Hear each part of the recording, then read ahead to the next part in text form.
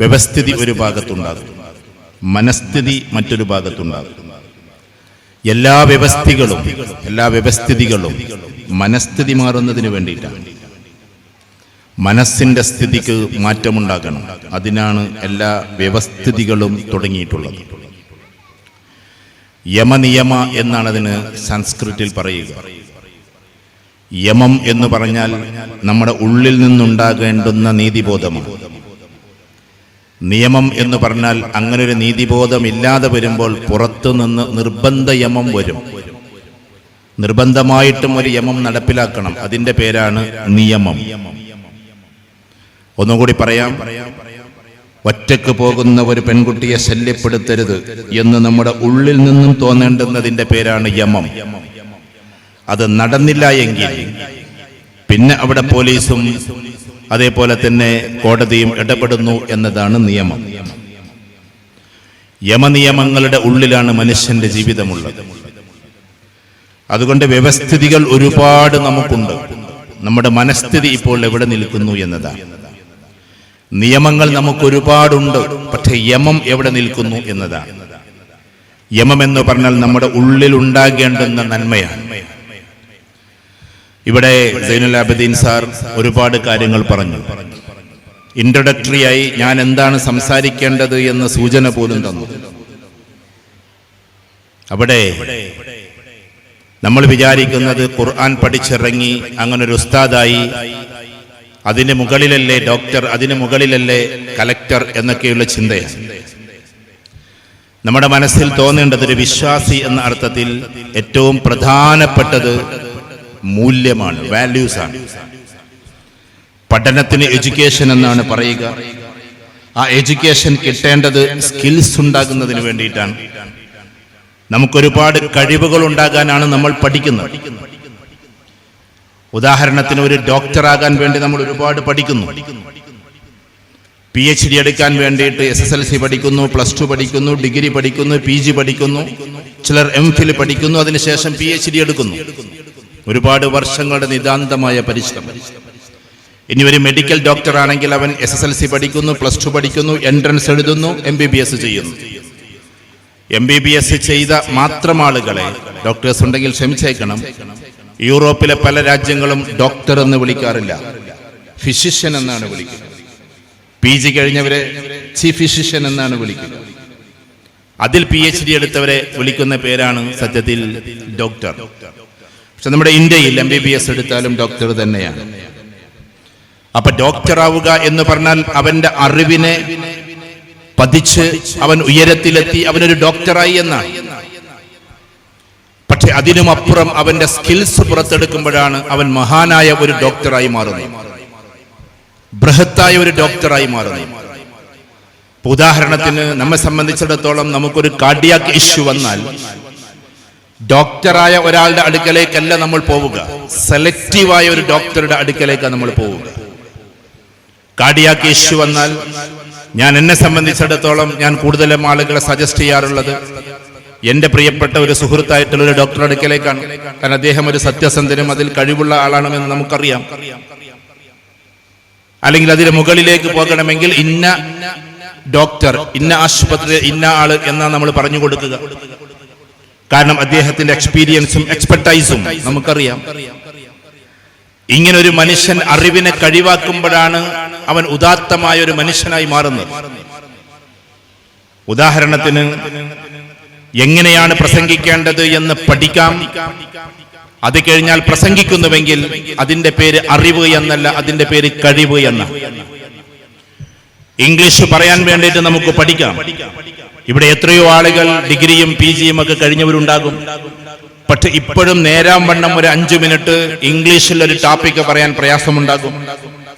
അയാൾക്ക് അറിവുണ്ട്, പക്ഷെ കഴിവില്ല എന്നാണ് അതിന്റെ അർത്ഥം.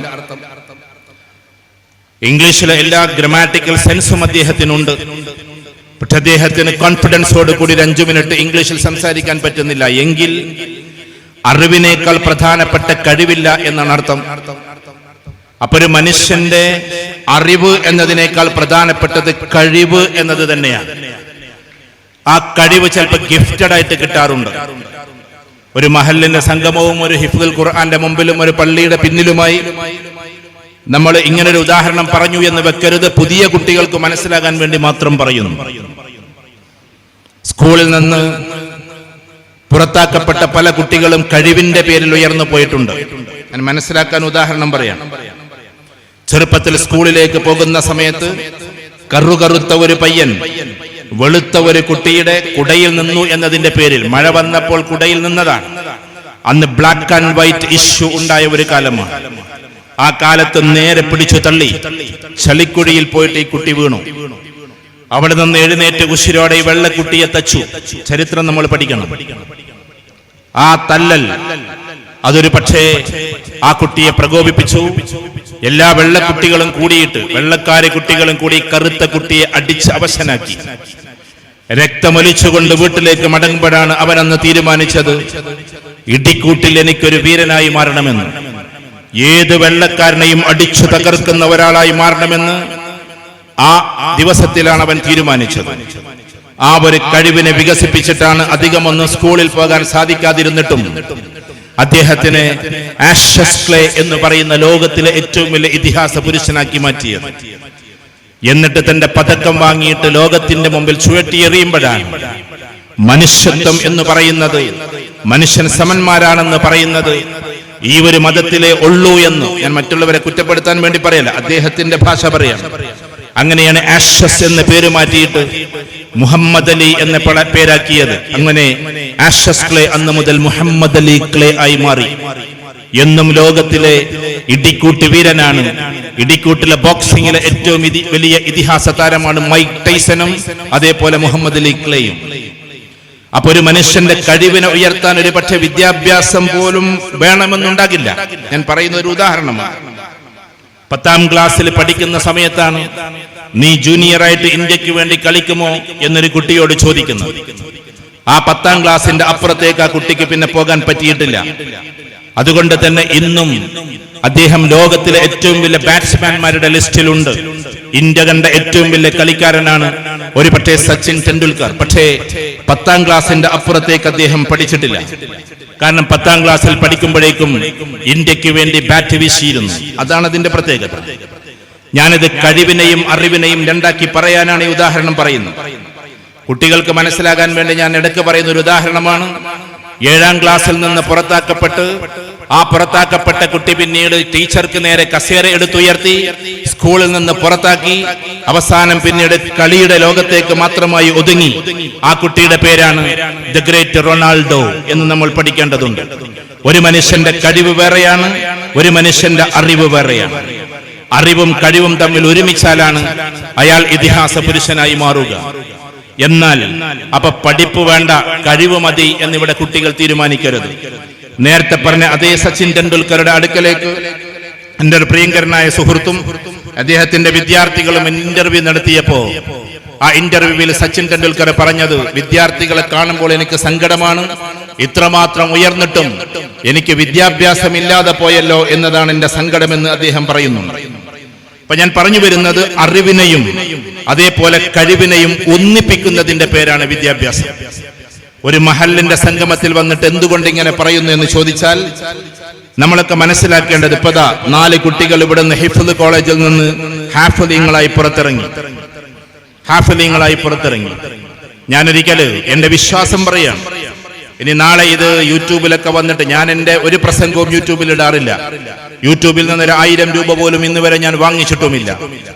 അതുകൊണ്ട് യൂട്യൂബിന്റെ പിന്നിൽ കൊണ്ടുവന്നിട്ട് ചിലപ്പോ ചില ആളുകൾ, അവിശ്വാസികളായ ആളുകൾ കമന്റ് ഇട്ടേക്കാം. എന്നാലും ഞാൻ എന്റെ വിശ്വാസം പറയുന്നു. പത്രത്തിന്റെ പരിപാടിയിൽ, കേരളത്തിൽ നടന്നൊരു വലിയ പ്രമുഖ പരിപാടിയിൽ ക്ലാസ് എടുക്കുമ്പോ ഒരു കുട്ടി എഴുന്നേറ്റ് നിന്നിട്ട് ചോദിച്ചു എന്നോട്, നിങ്ങൾ ഒരുപാട് കോഴ്സുകളെ കുറിച്ച് പറഞ്ഞല്ലോ, നിങ്ങളെ ആൺകുട്ടികളെ, നിങ്ങൾ പറഞ്ഞ നിങ്ങളുടെ മൂത്ത 2 ആൺകുട്ടികളെ എന്താക്കാനാണ് നിങ്ങൾ തീരുമാനിച്ചത് എന്ന്. അന്ന് ഞാൻ കൊടുത്ത മറുപടി, അവർക്ക് അതീവ ബുദ്ധിയുണ്ടെങ്കിൽ, അപാര ബുദ്ധിയുണ്ടെങ്കിൽ ഞാൻ അവരെ ഒരു ഇസ്ലാമിക് സ്കോളറാക്കി മാറ്റും, ഒരു പണ്ഡിതനാക്കി മാറ്റും. അതല്ല, അത്രമാത്രം ബുദ്ധിയില്ല എങ്കിൽ അവരെ ഭൗതികപരമായ രീതിയിലേക്ക് ഞാൻ പഠിക്കാൻ വിടും എന്നായിരുന്നു മറുപടി. ഞാൻ പറഞ്ഞത്, ഇത് രണ്ടിനെയും ഒരു ക്ലിപ്പാക്കി വിടരുത്. എന്റെ വിശ്വാസം അതാണ്, ഞാൻ മനസ്സിലാക്കുന്നത് അതാണ്. ഈ ലോകത്തിലെ ഏറ്റവും വലിയ പഠനം വിശുദ്ധ ഖുർആന്റെ പഠനമാണ്. അതിന് ആഴമേറിയ പഠനത്തിലേക്ക് പോകുമ്പോ അതിന്റെ ഒരു ഉയർച്ച വേറെ തന്നെയാണ്. ഇമാം അബൂ ഹാമിദ് അൽ ഗസാലി റഹ്മത്തുള്ളാഹി അലൈഹി, ഇന്ന് നമുക്കറിയാം 1743 ജനിച്ച ആളെയാണ് ദ ഫാദർ ഓഫ് കെമിസ്ട്രി എന്ന് നമ്മൾ വിളിക്കുന്നത്. The father of chemistry. പക്ഷേ ഈ കെമിസ്ട്രി മനുഷ്യന്റെ സന്തോഷത്തിൽ എങ്ങനെ പങ്കാളിയാകുമെന്ന് അതിനും എത്രയോ വർഷങ്ങൾക്ക് മുമ്പേ, 1000 വർഷങ്ങൾക്ക് മുമ്പേ ഈ ലോകത്തോട് സംവദിച്ച കിതാബിന്റെ പേരാണ് കീമിയ സആദ എന്ന് പറയുന്ന ഗ്രന്ഥം. കീമിയ സആദ എന്ന് പറഞ്ഞാൽ ആൽക്കമിക് അല്ലെങ്കിൽ ആൽക്കമി ഓഫ് ഹാപ്പിനെസ് എന്നാണ്. അതിന് ഇംഗ്ലീഷ് പുസ്തകം നമുക്ക് കിട്ടും. ആൽക്കമി ഓഫ് ഹാപ്പിനെസ്, സന്തോഷത്തിന്റെ രസതന്ത്രം എന്നാണ് അതിന്റെ പേര്. സന്തോഷത്തിന്റെ രസതന്ത്രം എഴുതിയത്, അഥവാ മനുഷ്യന്റെ ഉള്ളിൽ സന്തോഷമുണ്ടാകാനുള്ള രസതന്ത്രങ്ങൾ എന്ത്, അതിനെന്തൊക്കെ കർമ്മങ്ങളാണ് മനുഷ്യൻ ചെയ്യേണ്ടത് എന്ന് അതിഭൗതികതയുടെ ആഴമേറിയ കിതാബിന്റെയും മുകളിൽ വെക്കാനുള്ള കിതാബായി എഴുതിയ മഹാന്റെ പേരാണ് ഇമാം ഗസാലി റഹ്മത്തുള്ളാഹി അലൈഹി. ഇന്നും മെഡിസിന് പഠിക്കുന്ന കുട്ടികൾ എന്നും റഫർ ചെയ്യുന്ന ഒരു ഗ്രന്ഥമാണ് ഖാനൂൻ എന്ന് പറയുന്ന സായിപ്പന്മാർ ഖാനൻ എന്ന് വിളിക്കുന്നത്.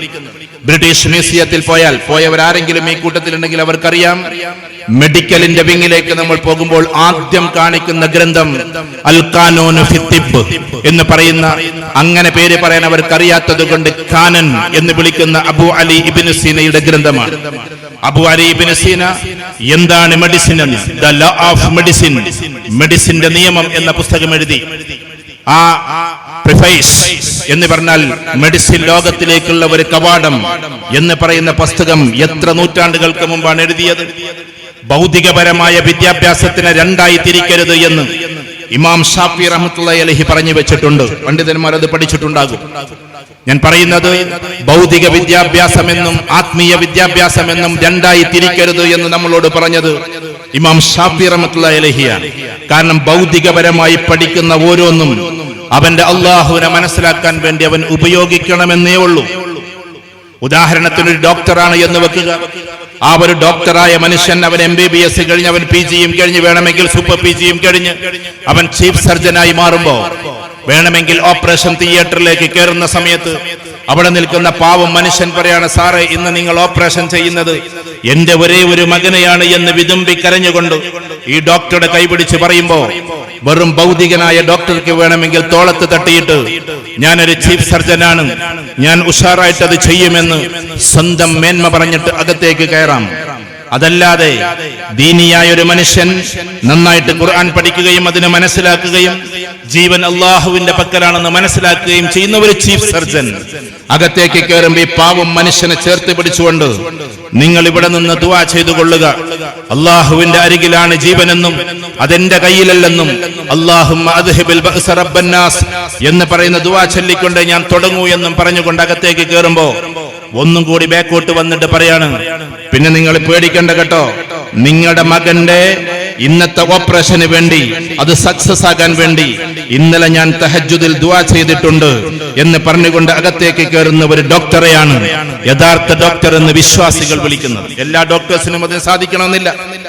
ഒരു വിശ്വാസിയായ ഒരാള് അങ്ങനെ തഹജ്ജുദ് എഴുന്നേറ്റിട്ട്, പടച്ചവനെ അല്ലാഹുവേ, നാളെ ഞാൻ ഓപ്പറേഷൻ ചെയ്യാൻ പോകുന്നത് ഒരു പാവപ്പെട്ട മനുഷ്യന്റെ മകനെയാണ്, അതുകൊണ്ട് അദ്ദേഹത്തിന്റെ ആ മകനെ ജീവൻ നിലനിർത്തി കൊടുക്കണേ തമ്പുരാനെ എന്ന് ഒരു ചീഫ് സർജൻ ദുആ ചെയ്ത് പിറ്റേന്ന് രാവിലെ അദ്ദേഹം സുബഹി നിസ്കരിച്ച് അതിനൊക്കെ ശേഷം പിന്നെ കുളിച്ചു വൃത്തിയായി ഓപ്പറേഷൻ തിയേറ്ററിൽ അനസ്തേഷ്യ കിടത്തിയിട്ട് കിടക്കുന്ന ആ രോഗിയെ ഓപ്പറേഷൻ ചെയ്യാൻ സമയത്ത് ബ്ലേഡ് കൊണ്ട് അല്ലെങ്കിൽ കത്രിക കൊണ്ട് തന്റെ ഓപ്പറേഷൻ തുടങ്ങുമ്പോ, അല്ലാഹുമ്മ അദ്ഹിബിൽ ബഅസ റബ്ബന്നാസ് വശ്ഫി അൻത ശാഫി ലാ ശിഫാഅ ഇല്ലാ ശിഫാഉക ശിഫാഅൻ ലാ യുഗാദിറു സഖമ, ആളുകൾക്ക് പ്രയാസങ്ങൾ അനുഭവിപ്പിക്കുന്ന അല്ലാഹുവേ, അതിനെ പറഞ്ഞയക്കുന്ന തമ്പുരാനെ, നീയാണ് ഷാഫി. അല്ലാഹുമ്മ അൻത ശാഫി ലാ ശിഫാ ഇല്ലാ ശിഫാഉക്, നിന്റെ ശിഫയല്ലാതൊരു ശിഫയുമില്ല. എല്ലാ മരുന്നുകളും അതിന് പിന്നിലാണ് അല്ലാഹുവേ, എല്ലാ ഓപ്പറേഷൻസും അതിന്റെ പിന്നിലാണ്, എല്ലാ അധ്വാനങ്ങളും അതിന്റെ പിന്നിലാണ്. നീ മാത്രമാണ് ഷാഫി. വഷ്ഫി, നീ ശിഫയാക്ക്. ലാ ശിഫാ, ഒരു ശിഫയുമില്ല. ഇല്ലാ ശിഫാഉക്, നിന്റെ ശിഫയല്ലാതെ എന്ന് ദുആ ചെയ്തുകൊണ്ട് ബിസ്മില്ലാ എന്ന് പറഞ്ഞുകൊണ്ട് ഒരു വിശ്വാസി ഓപ്പറേഷൻ തുടങ്ങിയാൽ നമ്മുടെ ഒരു യഖീൻ, നമ്മുടെ അങ്ങേയറ്റത്തെ വിശ്വാസം ആ കത്രികകൾക്കിടയിലൂടെ മാലാഖമാരെ പറഞ്ഞയക്കാൻ കെൽപ്പുള്ളവനാണ് തമ്പുരാൻ എന്ന ചിന്ത കൊണ്ടായിരിക്കണം ഒരു വിശ്വാസിയായ ഡോക്ടർ തുടങ്ങേണ്ടത്. ആ കത്രികൾക്കിടയിലൂടെ മാലാഖമാരെ പറഞ്ഞയക്കാൻ, മലക്കുകളെ പറഞ്ഞയക്കാൻ കഴിവുള്ളവനാണ് അല്ലാഹ്. ഹുവല്ലാഹുൽ ഖാലിഖുൽ ബാരിഉൽ മുസവ്വിർ, അതവനാണ് അല്ലാഹു. നൂറുസ് സമാവാതി വൽ അർദ് മസല നൂരിഹി കമിഷ്കാത്തിൻ ഫീഹാ മിസ്ബാഹ് അൽ മിസ്ബാഹു ഫീ സുജാജ അസ്സുജാജതു കഅന്നഹാ കൗകബുൻ ദുർരിയ്യുൻ യൂഖദു മിൻ ഷജറത്തിൻ മുബാറക ഷജറത്തിൻ മുബാറകത്തിൻ സൈതൂനത്തിൻ ലാ ശർഖിയ്യത്തിൻ വലാ ഗർബിയ്യ യകാദു സൈതുഹാ യുളീ വലൗ ലം തംസസ്ഹു നാർ നൂറുൻ അലാ നൂർ യഹ്ദില്ലാഹു ലിനൂരിഹി മൻ യശാ. പ്രകാശത്തിന് മേൽ പ്രോജ്വല പ്രകാശമാണ് അല്ലാഹു സുബ്ഹാനഹു വ തആല. ആ അല്ലാഹുവിനെയാണ് നമ്മൾ ആദ്യം മനസ്സിലാക്കേണ്ടത്. ഇന്ന് ലോകത്തിലെ എല്ലാ സബ്ജക്റ്റുകൾ പറയാനും ആളുകളുണ്ട്, എന്തിനെ കുറിച്ച് പറയാനും ആളുകളുണ്ട്. പക്ഷേ ഞാൻ ആരെയും വിമർശിക്കുകയല്ല, കുറ്റമായിട്ട് പറയുകയല്ല. ഇവിടെ ഇന്ന് ആകാശത്തിന്റെ ചുവട്ടിൽ അല്ലാഹുവിനെ കുറിച്ച് പറയാൻ മാത്രം ആളുകളുടെ കുറവുണ്ട്. ഒരു മുസൽമാന്റെ ജീവിതം 4 വഴികളിലൂടെയാണ് കടന്നു പോകേണ്ടത്. 4 വഴികൾ. അവന് 4 വഴിയേ ഉള്ളൂ. ഒരു വഴിയേ ഉള്ളൂ. ആ വഴിയെ 4 ധാരയായി തിരിച്ചിട്ടുണ്ട്. അതിൽ 1-ാം സ്ഥാനത്ത് നിൽക്കുന്നത് ദഅവത്താണ്, 2-ാം സ്ഥാനത്ത് നിൽക്കുന്നത് ഇബാദത്താണ്, 3-ാം സ്ഥാനത്ത് നിൽക്കുന്നത് തഅലീമാണ്, പഠനമാണ്, 4-ാം സ്ഥാനത്ത് നിൽക്കുന്നത് ഖിദ്മത്താണ്. ഈ 4 മേഖലകളെ ഒരു വിശ്വാസിക്കുള്ളൂ. നിങ്ങൾ ജീവിതത്തിന്റെ ഏത് മേഖലയും എടുത്തു നോക്കിക്കോ. ഒരു മഹലിന്റെ സംഗമത്തിലാണ് ഞാൻ പറയുന്നത്. ഒന്നുകിൽ നമ്മൾ പ്രബോധകനാകണം, പ്രബോധനത്തിന്റെ വഴിയിലായിരിക്കണം. അത് എഴുത്തുകാർ എഴുത്തിന്റെ രീതിയിൽ പ്രബോധനം ചെയ്യും, പ്രഭാഷകർ അതിന്റെ രീതിയിൽ പ്രബോധനം ചെയ്യും, ദാഴികൾ അതിന്റെ രീതിയിൽ പ്രബോധനം ചെയ്യും. ഒരു പക്ഷേ ദർസിൽ പഠിപ്പിക്കുന്ന ഉസ്താദുമാർ തഅലീമാണ് നടത്തുന്നതെങ്കിൽ പോലും അത് പ്രബോധനത്തിന്റെ ഒരു മാർഗം കൂടിയാണ്. മൂസ അലൈഹിസ്സലാത്തു വസ്സലാം എത്ര വക്ത് നിസ്കരിച്ചു ഖുർആനിൽ എവിടെയുമില്ല. ഇബ്രാഹിം അലൈഹിസ്സലാത്തു വസ്സലാം എത്ര നിസ്കരിച്ചു, എത്ര നോമ്പ് നോറ്റു, എത്ര ഹജ്ജ് ചെയ്തു, ഒരിക്കലും ഖുർആനിൽ എവിടെയുമില്ല. പക്ഷെ നബിമാർ ചെയ്ത ഒരു ജോലി അല്ലാഹു ആവർത്തിച്ചു പറയുന്നുണ്ട്. ദഅ സക്കരിയ ദഅ യഹ്യ ഇന്നി ദഅഉതു ഖൗമി ലൈലൻ വനഹാറ. സക്കരിയ അലൈഹിസ്സലാത്തു വസ്സലാം ദഅവത്ത് ചെയ്തപ്പോൾ, യഹ്യ അലൈഹിസ്സലാത്തു വസ്സലാം ദഅവത്ത് ചെയ്തപ്പോൾ ഇന്നി ദഅഉതു ഖൗമി ലൈലൻ വനഹാറ, പകലിലും രാത്രിയിലും ഞാൻ അല്ലാഹുവേ നിന്നെക്കുറിച്ച് പ്രബോധനം ചെയ്തുവെന്ന് നൂഹ് അലൈഹിസ്സലാത്തു വസ്സലാമയുടെ വചനത്തെ വിശുദ്ധ ഖുർആൻ പറയുന്നുണ്ട്. അതുകൊണ്ട് 1-ാം സ്ഥാനം ലോക പണ്ഡിതന്മാർ വെച്ചിട്ടുള്ളത് പ്രബോധനത്തിനാണ്. ആ പ്രബോധനത്തിന് ഇൽമു വേണം. അവന് ഖാദിമിന്റെ ഖിദ്മത്ത് ചെയ്യുന്ന സ്വഭാവം വേണം. അവന് നന്നായിട്ട് ഇബാദത്ത് ചെയ്യുന്ന ശീലവും വേണം. ഇതെല്ലാം കൂടി ഉണ്ടാകുമ്പോഴേ ദഅവത്ത് ചെയ്യാൻ പറ്റും. അപ്പൊ ഒന്നുകിൽ നമ്മുടെ ജീവിതം അതാക്കുക. ഒരു ദാഴിയുടെ, അത് പെൺകുട്ടികളും അങ്ങനെ തന്നെ. ചിലപ്പോൾ പെൺകുട്ടികൾക്ക് വേണ്ടി നിസ്കരിക്കാൻ, സ്ത്രീകൾക്ക് വേണ്ടി നിസ്കരിക്കാൻ ഒരു ഇത് തുടങ്ങുമ്പോൾ ഇവിടെ നിങ്ങൾ കൊടുത്തിട്ടുള്ള യാത്രക്കാരികളായ ആളുകൾക്ക് എന്ന് ആരോ ആകട്ടെ, അത് തുടങ്ങുമ്പോൾ ചിലപ്പോൾ നമ്മുടെ മനസ്സിൽ തോന്നും ഇങ്ങനെയാണ്, അതെന്തിന്, ഏതിന് എന്നൊക്കെ. അത് പണ്ഡിതന്മാർ അതിന്റെ കാര്യങ്ങൾ പറയും. പക്ഷെ ഞാൻ പറയുക, ഇന്നേറ്റവും കൂടുതൽ സസൂക്ഷ്മമായി കൊണ്ടു നടക്കേണ്ടത് ആൺകുട്ടികളെക്കാൾ കൂടുതൽ പെൺകുട്ടികളെയാണ്. കാരണം ഇന്നേറ്റവും കൂടുതൽ പഠിക്കുന്നത്, ഞാൻ മനസ്സിലാക്കുന്നത്, നിങ്ങളുടെ NIM കോളേജിൽ ഞാൻ വരാറുണ്ട്, ഫറൂഖ് കോളേജിലും PSM കോളേജിലും കേരളത്തിലും പുറത്തുമായി ഒരുപാട് ക്യാമ്പസുകൾ നമ്മൾ പോകാറുണ്ട്. ക്യാമ്പസിൽ പോകുമ്പോ പെൺകുട്ടികളുടെ അത്ര മിടുക്കികൾ അല്ലെങ്കിൽ മിടുക്കന്മാരല്ല ആൺകുട്ടികൾ എന്നാണ് നമുക്ക് മനസ്സിലായിട്ടുള്ളത്. ഞാനൊരു ആൺകുട്ടിയായിട്ട് തന്നെ പറഞ്ഞോട്ടെ. ഇന്നത്തെ കാലത്ത് ഏറ്റവും കൂടുതൽ പെട്ടെന്ന് കാര്യങ്ങൾ മനസ്സിലാക്കാൻ പറ്റുന്നതും പഠിക്കുന്നതും A+ ഏറ്റവും കൂടുതൽ വാങ്ങിക്കുന്നതും പെൺകുട്ടികളാണ്. അതുകൊണ്ട് പെൺകുട്ടികളെ നമ്മൾ അങ്ങനെ താഴ്ത്തു വെക്കേണ്ടവരല്ല, ആരും ഇങ്ങനെ അകറ്റി നിർത്തേണ്ടവരല്ല. തന്നെയുമല്ല, അവരെ നല്ല രീതിയിൽ, നല്ല സിഫത്തോടെ, നല്ല ഈമാനോടെ, നമ്മൾ യഖീനോടെ അടിപൊളിയായിട്ട് വളർത്തിക്കൊണ്ടുവരേണ്ടതാണ്. അതുകൊണ്ട് പെൺകുട്ടികളാകട്ടെ ആൺകുട്ടികളാകട്ടെ അവരെല്ലാം പ്രൗഢമായ രീതിയിൽ ജീവിക്കേണ്ടിയിരിക്കുന്നു. പ്രൗഢമായ രീതിയിൽ. നമ്മുടെ നാട്ടിൽ അധികമൊന്നും പറയാത്തൊരു കാര്യം, ഇവിടെ ഇപ്പൊ ഖത്തർ KMCCയുടെ ആളുകളുണ്ട്. പക്ഷേ നമ്മളാരും നമ്മുടെ നാട്ടിൽ ഖത്തർ യൂണിവേഴ്സിറ്റിയെ കുറിച്ച് പറയാറില്ല. നിങ്ങൾ പറയാറുണ്ടോ എന്ന് എനിക്കറിഞ്ഞുകൂടാ. ഖത്തർ യൂണിവേഴ്സിറ്റിയിൽ അഡ്മിഷൻ കിട്ടാൻ അങ്ങേയറ്റത്തെ മാർക്കും വേണം, ഒരുപാട് കഴിവുകളും വേണം. ഖത്തർ യൂണിവേഴ്സിറ്റി അഡ്മിഷൻ കിട്ടിയാൽ ഇഷ്ടം പോലെ കോഴ്സുകളുണ്ട്. പക്ഷേ സൂക്ഷ്മമായ ജീവിതം അവർക്ക് കൊടുക്കുന്നുണ്ട്. ആ യൂണിവേഴ്സിറ്റിയിൽ ഞാനും പോയിട്ടുണ്ട്. അതിന്റെ അകത്ത് പോകുമ്പോഴാണ് നമ്മൾ അതിശയിപ്പിക്കുന്നത്. ഖത്തർ പോയി കണ്ടിട്ട് വന്നാൽ പോരാ, ഖത്തർ യൂണിവേഴ്സിറ്റിയുടെ കവാടം കണ്ടാൽ പോരാ, അതിന്റെ അകത്തേക്ക് നമുക്ക് പോകാൻ പറ്റണം. അവിടെ ഖുർആന്റെ പഠനമുണ്ട്, ഹദീസിന്റെ പഠനമുണ്ട്, ചരിത്രത്തിന്റെ താരീഖിന്റെ മാത്രം പഠനമുണ്ട്, യഖീനിന്റെ അഥവാ വിശ്വാസത്തിന്റെ അഖീദയുടെ മാത്രം പാഠങ്ങളുണ്ട്. അതല്ലാതെ എഞ്ചിനീയറിംഗ് ഉണ്ട്, മറ്റ് പല കോഴ്സുകളുമുണ്ട്. ആ കോഴ്സുകളിലേക്ക് എൻട്രൻസോ മറ്റോ കാര്യങ്ങളൊക്കെ ചെയ്തു പോയാൽ അതിന്റെ കോഴ്സ് കഴിഞ്ഞ് അവർ പുറത്തിറങ്ങി കഴിഞ്ഞാൽ ഖത്തർ തന്നെ അവരെ പലതിലേക്കും വിനിയോഗിക്കുന്നുമുണ്ട്. അതും കൂടി നമ്മൾ അറിയേണ്ടതാണ്. എനിക്കറിയാവുന്ന 2 പെൺകുട്ടികളുണ്ട്. അവർ നമ്മളോട് ചോദിച്ചിട്ട് ഈ കോഴ്സിനൊക്കെ പോയത്.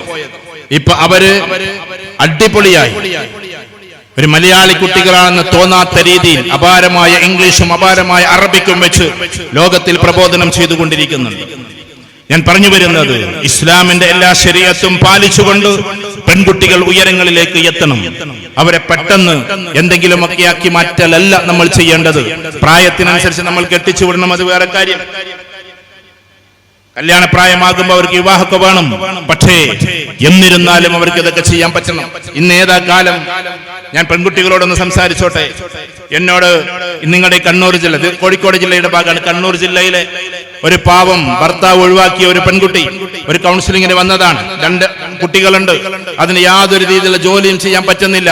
കാണാൻ കുറച്ച് കൊള്ളാവുന്നത് കൊണ്ട് ഏതെങ്കിലും ഓഫീസിൽ പോയാൽ അവിടെ നിന്നുള്ള കമന്റ് അടികൾ, ഇതൊക്കെയാണ് ആ കുട്ടിക്ക് അനുഭവിക്കുന്നത്. ഏതായിരുന്നാലും നമ്മളോട് പറഞ്ഞപ്പോ ഞാൻ പറഞ്ഞു, മോളെ ഇങ്ങനൊരു ചാൻസ് ഉണ്ട്, നീ വീട്ടിലിരുന്നിട്ട് ജോലി ചെയ്താൽ മതി. വീട്ടിലിരുന്നിട്ട് ജോലി എന്താ? മെഡിക്കൽ കോഡിന്റെ കോഡ് പഠിച്ചാൽ മാത്രം ജോലി കിട്ടുന്നല്ല, അതിന്റെ ഭാഗങ്ങൾ അതിന്റെ ഇത് കമ്പ്യൂട്ടറിലേക്ക് നെറ്റിലേക്ക് കൊടുത്താൽ മതി. ചുരുക്കി പറഞ്ഞാൽ ആ കുട്ടി ഇന്ന് ഏകദേശം മാസത്തിൽ വീട്ടിലിരുന്നിട്ട് ആകെ 4 മണിക്കൂർ വർക്ക് ചെയ്തിട്ട് ഏകദേശം ഒരു 40,000-50,000 രൂപയൊക്കെ ഉണ്ടാക്കുന്നുണ്ട്. അപ്പൊ 4 മണിക്കൂർ മാത്രം വീട്ടിൽ ജോലി ചെയ്യുന്ന പെൺകുട്ടികളുമുണ്ട്. അങ്ങനത്തെ ലക്ഷക്കണക്കിന് പെൺകുട്ടികളുണ്ട്. ഞാൻ പറയുന്നത് വീട്ടിലെ ജോലിയും ചെയ്ത് മക്കളെയും നോക്കി കമ്പ്യൂട്ടറിൽ മാത്രം അവർക്ക് വേണ്ടി ജോലി ചെയ്ത് കൊടുക്കുക. നമ്മൾ ആരെയും കാണുന്നില്ല, ഒന്നും ചെയ്യുന്നില്ല. അങ്ങനെയും ജോലി ചെയ്യാം നമുക്ക്. പക്ഷേ എല്ലാറ്റിനും വേണ്ടത് സ്കിൽസാണ്. അവിടെ ഞാനൊരു ഭാഗത്ത് നിന്ന് അതിന്റെ ആമുഖം അവസാനിപ്പിച്ചു കൊള്ളട്ടെ. മഹല്ലിന്റെ കാര്യത്തിൽ നമ്മൾ കൂടുമ്പോ നമ്മൾ അറിയാതെ വിശ്വാസത്തിൽ നിന്നും ഇങ്ങനെ വ്യതിചലിച്ചു പോകുന്നുവോ എന്ന് ഈ തിരുമുറ്റത്ത് വെച്ചിട്ട് നമ്മൾ ആലോചിക്കേണ്ടതുണ്ട്. കുട്ടികളൊന്ന് സയൻസ് പഠിക്കുമ്പോഴേക്കും നമുക്ക് സംശയം. കുട്ടികളൊന്ന് ഡിഗ്രിയോ PG എടുക്കുമ്പോഴേക്ക് കുട്ടികൾക്ക് സംശയം. ഇംഗ്ലീഷിൽ അല്ലാ എന്ന് പറയാതെ അല്ല എന്നാ പറയാ. Is alive. അല്ലാഹു ജീവിച്ചിരിപ്പുണ്ടോ? കുട്ടികളുടെ ചോദ്യമാണ്. ക്യാമ്പസിൽ നമ്മൾ കേൾക്കുന്ന പദങ്ങളാണ്. ജസ്റ്റ് ഒരു ഡിഗ്രി ആകുമ്പോഴേക്ക് അങ്ങനത്തെ ചോദ്യങ്ങളുമായിട്ട് ഓരോ സാറന്മാര് വരികയാണ്. അവരോട് തിരിച്ചൊന്ന് ചോദിക്കണം.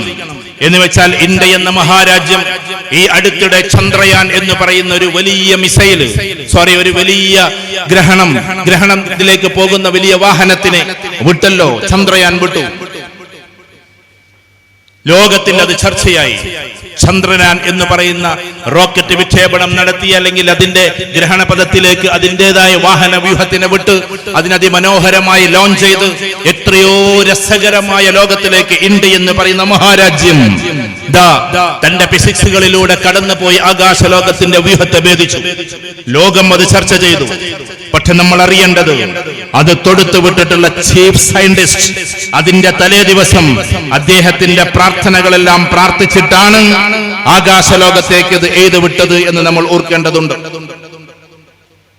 നിങ്ങൾ പറയുന്ന കളിക്കാർ, ഉസ്താദുമാരെ തൽക്കാലത്തേക്ക് ഒന്ന് ക്ഷമിക്കണം. ഞാനൊരു സൈക്കോളജിസ്റ്റ് ആയതുകൊണ്ട് കുട്ടികളോട് അങ്ങനെ പറയാൻ നിങ്ങൾ അനുവദിക്കണം. നിങ്ങൾ പറയുന്ന മെസ്സി, നിങ്ങൾ പറയുന്ന റൊണാൾഡോ, അവർക്ക് അവരുടേതായ വിശ്വാസങ്ങളുണ്ട്. ചെറുപ്പകാലഘട്ടത്തിൽ ഷോർട്ട് ലെഗർ എന്ന് പേര് വിളിക്കപ്പെട്ടിരുന്ന കുട്ടിയെ കുഞ്ഞിക്കാലൻ എന്ന പേര് വിളിച്ച് സ്കൂളിലേക്ക് പോകാൻ പറ്റാതെ വല്ലാണ്ട് പ്രയാസപ്പെട്ടപ്പോ കുട്ടികൾക്ക് മനസ്സിലാക്കാൻ വേണ്ടിയിട്ടാണ് ഞാൻ ഈ പറയുന്നത്. കുഞ്ഞിക്കാലൻ എന്ന പേര് വിളിച്ചതിന്റെ പേരിൽ സ്കൂളിലേക്ക് പോകാൻ പറ്റാതെ വിഷമിച്ച, അഥവാ തന്റെ ഏകദേശം 12ാമത്തെ വയസ്സിൽ തുടങ്ങിയ അസുഖം, ആ അസുഖത്തിന് ശേഷം പിന്നെ ആ കുട്ടി വല്ലാണ്ട് വലുതായിട്ടില്ല. ആ അസുഖം പിന്നീട് വർഷങ്ങൾക്ക് ശേഷം മാറിയെങ്കിലും കുഞ്ഞിക്കാലൻ എന്ന പേര് മാറിയില്ല.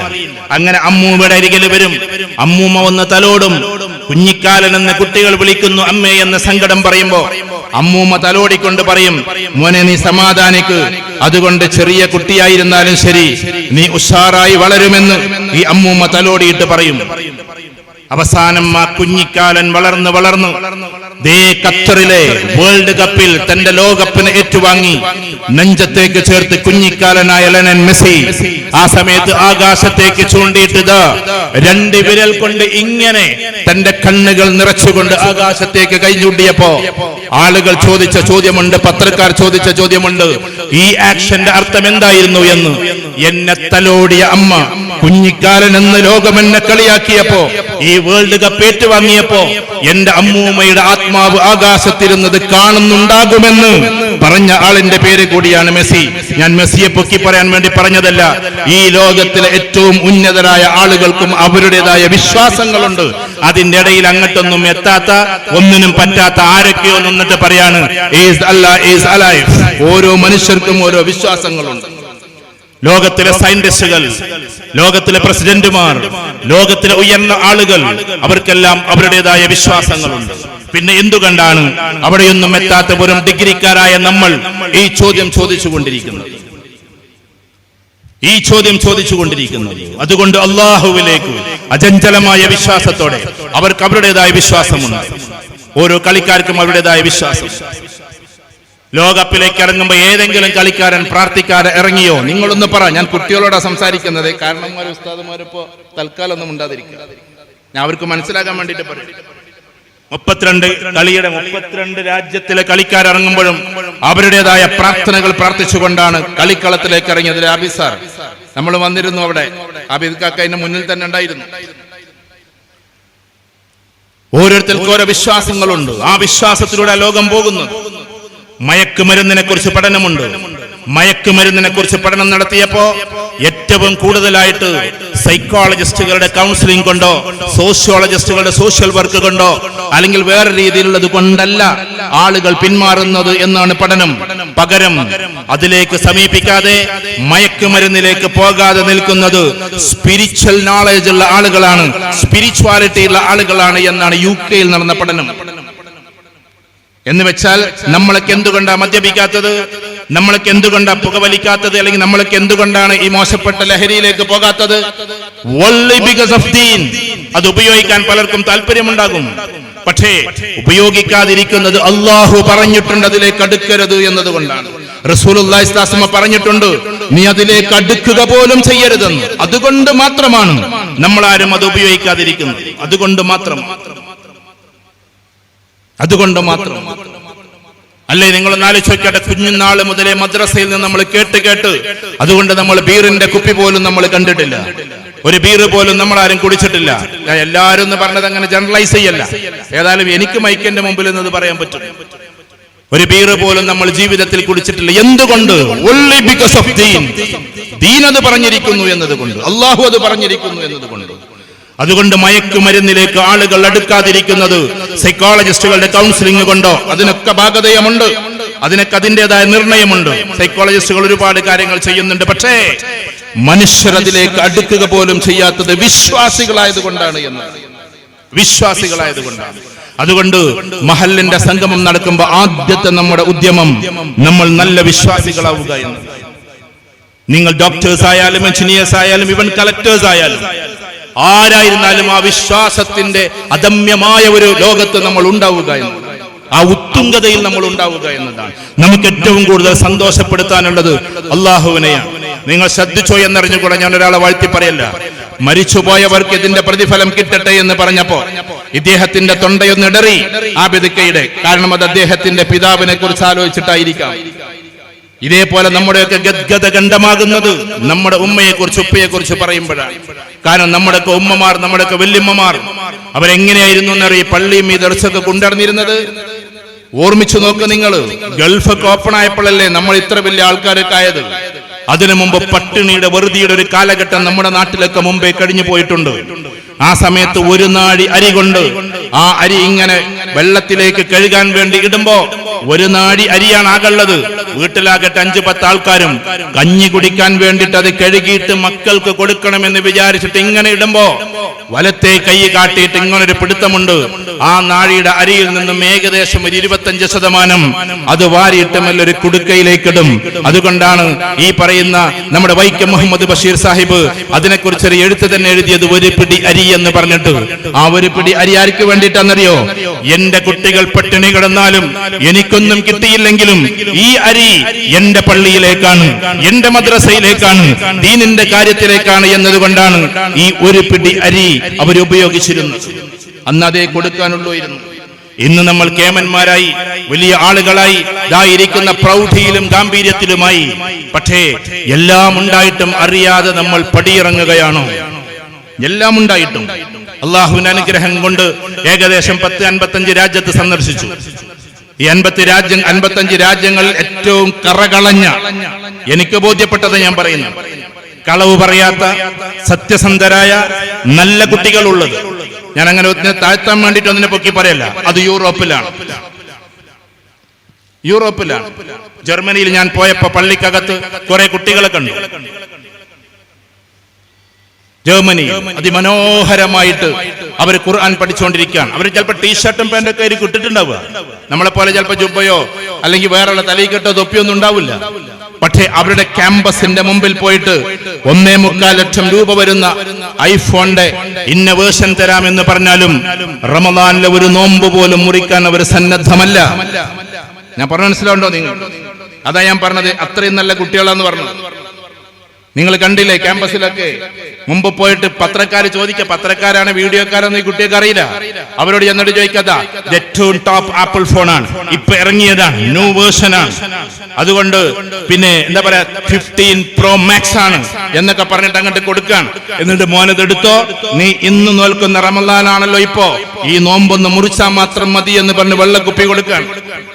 നമ്മുടെ ഈ പെരിങ്ങത്തൂര്, ഞാൻ പെരിങ്ങത്തൂരിനെ കളിയാക്കല്ലോ, മലപ്പുറം ജില്ലയിലെ കോഴിക്കോട് ജില്ലയിലെ ഒരു കോളേജിന്റെ മുമ്പിൽ പോയിട്ട് അങ്ങനെ പറഞ്ഞാല് ഞാൻ 30 നോമ്പ് മുറിച്ചോലെ എന്നാലും വേണ്ടി എനിക്ക് ആപ്പിൾ മതി എന്നുള്ളതാണ്.